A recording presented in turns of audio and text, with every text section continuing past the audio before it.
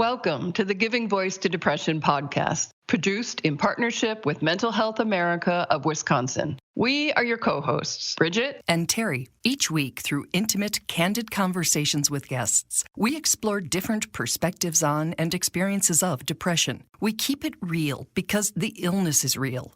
We keep it hopeful because there truly is hope in spite of what depression tells you. We are not experts or therapists. We're sisters and best friends who live with depression and have interviewed hundreds of others who do as well. By sharing stories of lived experiences, we expose depression for the lying bully it is. Hello, Bridget. Hi, Terry. Pretty crazy times we're living in, huh? They are indeed. About every 10 weeks or so, we do a little review of the most recent episodes. It's a way to both summarize the past few months' work and to offer a little sample of each guest's story, so you can determine which resonates with you and then listen to the full episode. It's also an opportunity to slow down, look back, and be reminded of the wisdom, experience, and hope that our guests offer us on a weekly basis. And these are often our most played episodes because they're a really easy entry point for anyone either unfamiliar with this podcast or concerned that maybe a podcast on depression is going to be depressing. We began this season with episode 126, When Depression Makes You Homesick for Who You Were Before. If you live with depression, you probably understand that statement well. In the darkness and hopelessness, we miss energy, humor, the desire for connection, and any sense that we'll reconnect with our worth and vitality. In a word, it's a miserable place to be. In a wide-ranging conversation, we spoke with blogger Savannah Wall about her experience with depression and the things that she missed the most when in it, including herself. I just felt so empty and so far away from the people that I loved, even though my love for them was so immense, and I know that their love for me was immense. No matter how hard I tried, I just couldn't feel them. It's just a very, very dark place to be. I didn't know how to describe it except for just feeling really homesick, and homesick for the people that I loved, homesick for, kind of who I was before depression, homesick for that bubbly, energetic, woman that I was. And I couldn't get there no matter how hard I tried. To hear Savannah's full 15-minute episode, look for episode 126, When Depression Makes You Homesick for Who You Were Before. Episode 127, we looked at how furry friends can play a significant role in our mental health. If you have a pet, you understand the value of the connection you have. In How Pets Help with Depression, we speak with Lori about the specific benefits her dogs provide and how they impact her depression. Whether or not you're an animal lover, this episode is a good reminder of our human needs for companionship, exercise, acceptance, a schedule, etc. Okay, so loyalty and companionship, we've got that as one of the things. In what other ways have pets, particular dogs, helped you manage or stay out of or not be alone when you're in your depression? Right. The exercise factor. So dogs need a lot of physical and mental stimulation. When you're going through such a down spot of feeling that you can't go on, the fact that you have to get up and move, they made me get out and walk in every kind of weather. I mean, I didn't want to walk in 35 below weather, but I had to. So the fact that I was out and about, people would stop and say, "Oh my God, those are beautiful dogs."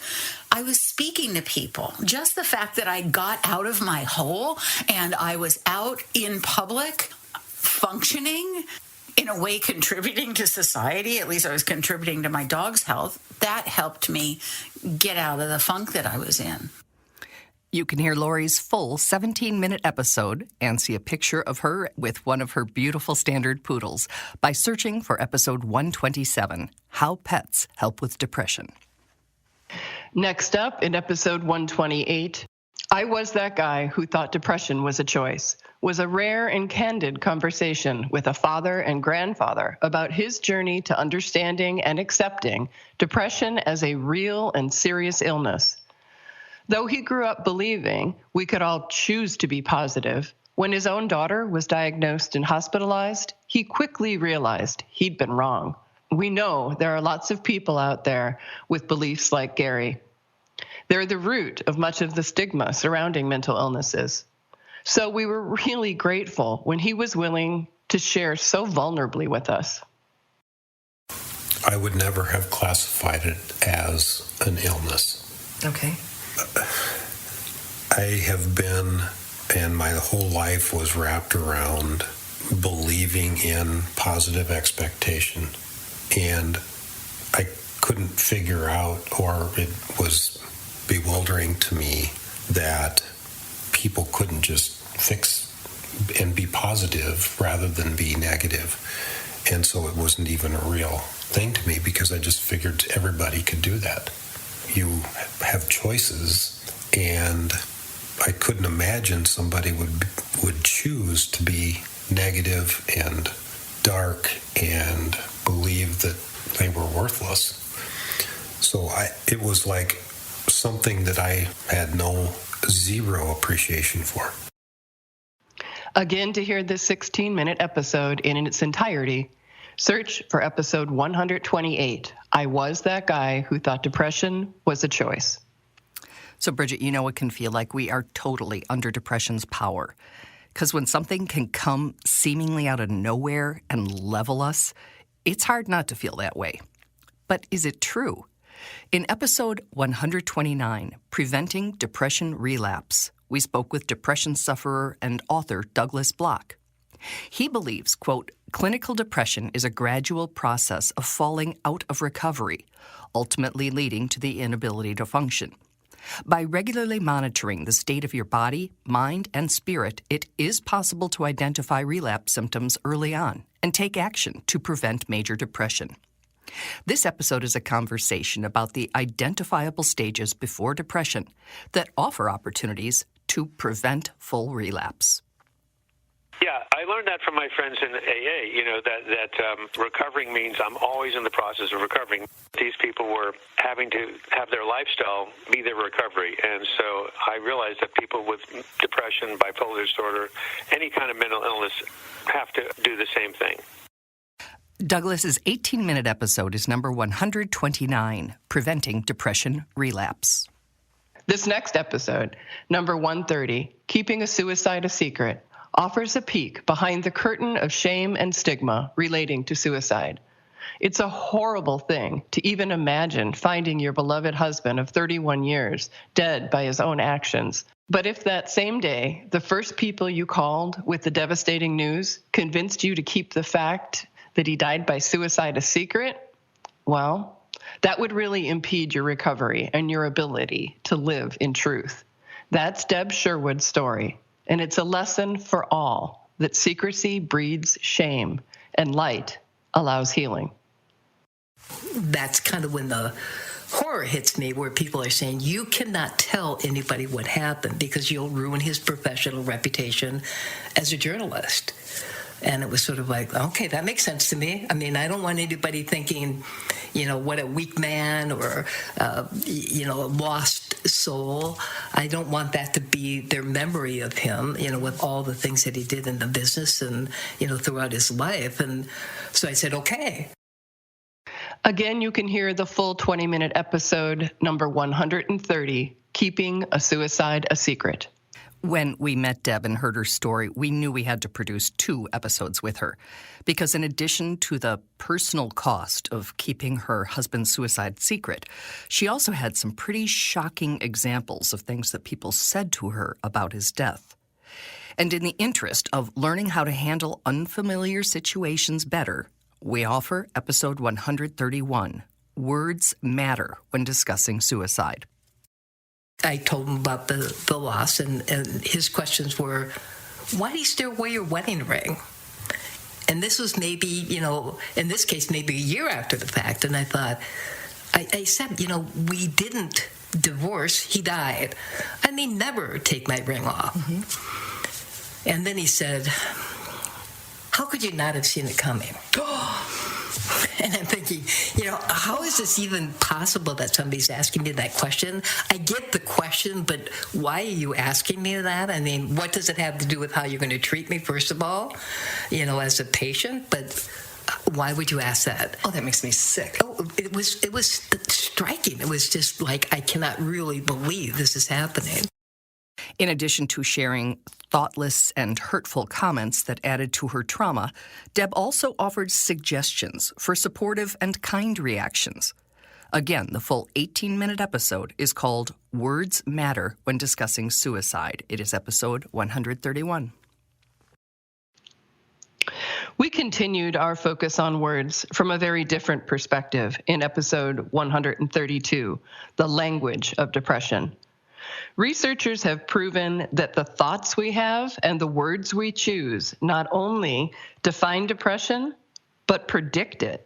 In this episode, we speak with a research doctor who analyzes online mental health forums and other writing samples.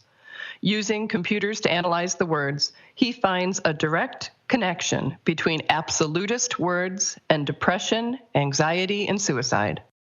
The research shows that I think depressed people use absolutist words like completely, always, never. I think there's a list of about 15 of them. 50% more than non-depressed controls. And it's the same for anxiety as well. And with suicidal ideation, it's 80% more than non-depressed controls. So you see, as the severity of the illness increases, you get a corresponding increase in the rate of absolutist words used in language. Since we did this interview and learned the list of absolutist words, we found it really helpful to recognize them in ourselves and others, and to understand them as warning signs of distortive thinking. Again, the full episode, which is 16 minutes long, is 132, The Language of Depression. As the psychiatric patient, we want to leave the hospital well, not in crisis, certainly not suicidal. As the care provider, you want to believe your patients will continue treatment and recovery. And as the families and loved ones of the people who needed emergency care, we want to exhale and declare the danger past after a hospitalization. But none of those are guaranteed realities in the current mental health system. In fact, post-discharge is documented to be an extremely risky time for suicide. In part one of a two-part look at care transition and post-discharge realities, our guest is Becky Stoll, Vice President for Crisis and Disaster Management for Centerstone, a community-based mental health center. I think we have to do better and really alert people to, we know statistically that in the first couple of weeks post-discharge from an inpatient psych stay, your risk for suicide is high. Incredible. I mean, and give them the statistic. So you can kind of be on high alert for that. Instead of just, if anything comes up, but hey, we know a lot of people that come out get this infection. This is a risk, and just be aware of it. So when you do have that situation, it's not surprising, and that family and friends and the individual themselves can be cognizant of it and be on the lookout for it. That full 19-minute episode, which is a really important one to hear, is number 133, Post-hospitalization Risks. We continued our discussion with Becky Stoll in episode 134. When we know better, we have to do better. Since care transition is now known to be a very fragile time for people who may be suicidal, we discuss some of the best practices that have been identified and the ways Becky and other providers and mental health advocates are working to raise the care bar and prioritize not only saving lives, but helping patients create and maintain lives that they find purposeful and worth living. We have to identify the people coming through our doors as best we can.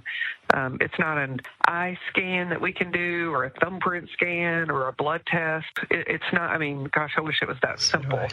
So we try to use the tools that we have and the clinical judgment we have to ID folks. Once we identify individuals to be at high risk of suicide, they're on we've kind of put them on the grid.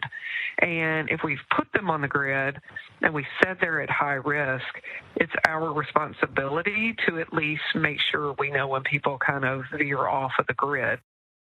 Again, that full episode is number 134. When we know better, we have to do better. It also lists some ways that we, as family members and friends, can help keep someone safe post-discharge.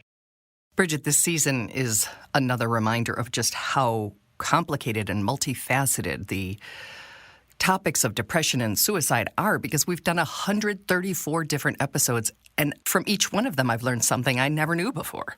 Absolutely. And when I listen to them again, I learn more. The intention obviously isn't to unravel, but to reveal the multifaceted complexity of mental illness.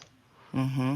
And it's really been an honor to do, because we are just so grateful to each and every guest who takes the time to sit down and explain either themselves, their experience of depression, or some larger issue, so that we can understand what's needed to keep ourselves and others safe. So again, we are very, very grateful to everyone as we end another season.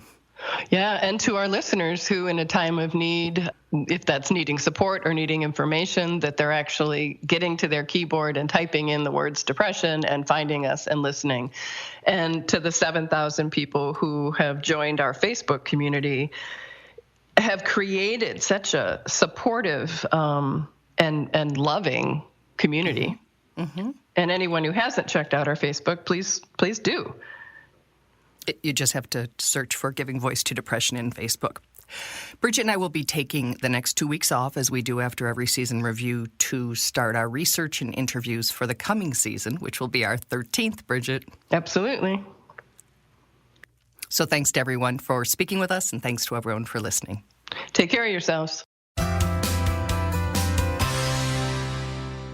We truly hope that our podcast brings a little more understanding, helps you better articulate your experience of depression, or better understand how to support someone else's. We invite you to join us for daily posts on the Giving Voice to Depression Facebook page and on Twitter and Instagram at Voice Depression. It is a comfort to be among fellow travelers on depression's dark road. And remember, if you're struggling, speak up. If someone else is, listen up.